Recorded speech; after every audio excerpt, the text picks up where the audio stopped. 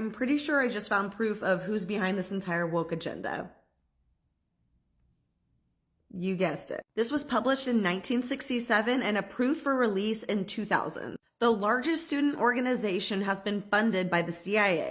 They stated that the CIA has their hands in a multitude of educational and organizational enterprises. They go on to state that the CIA-NSA connection has been presented as a severe indictment of the established American liberalism.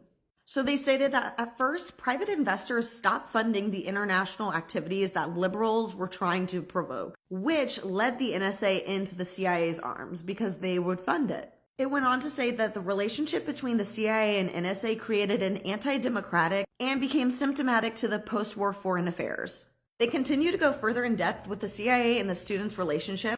They stated that the relationship was harmful for the NSA for two reasons. One being that the NSA students began to become hostile to the students at their school. They exaggerated the tendency for the national office to become less of a democratic leadership and more of an oligarchy, which this caused tension on campus, obviously. And does this sound familiar? Consistent complaint about the NSA was their leadership failed to give enough attention to local problems and a back to the campus movement.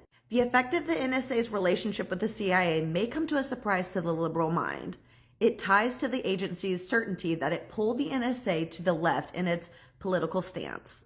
They go on to say that it's too much, perhaps, to ask the American liberal to judge the effects of the CIA on the NSA, as liberals are a part of the procedure and often an expense of the goals. They stated conservatives, however, are not so constrained. Rightist student groups asked as soon as the story became public why the CIA provided the funds for an organization which consistently opposed the strategic interests of the United States. Sound familiar? They implied that the CIA is a communist dupe after they discovered that the CIA's viewpoint departed significantly from the right. Conservatives on campus shared that they had to deal with liberal pressure groups or leftist propaganda agencies. They go on to say that the knowledge that they have now is that all of this undermines many of the claims of democratic representation, and it also undermines their own feeling of integrity. One of the other programs that they mentioned that the CIA funded was the Foreign Student Exchange Program. This part is crazy.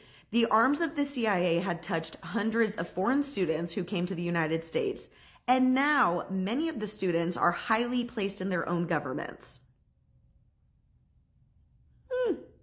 Highly placed in their own governments. Does that not sound like somebody's deciding who the leaders are? This paragraph was terrifying to read. The invisible government has woven its web throughout American society. Knowingly or not, private groups have sponsored hundreds of programs which were financed by the CIA. And to hit you with the most deja vu, here's this. The repeated failure to get peace negotiations in Vietnam results ultimately from the fact that no one seems ready to negotiate anything of substance. The belief in victory, or at least non-defeat, enters in Washington, Hanoi, and in the headquarters of the National Liberation Front. The victory may be long delayed, but they insist that the United States will tire. This is a consequence not only of the communists' own efforts, but of the lack of serious opposition. We all need to start uniting together. We are not each other's enemy. They are purposely trying to divide us. If this isn't all the proof you need, I don't know what is.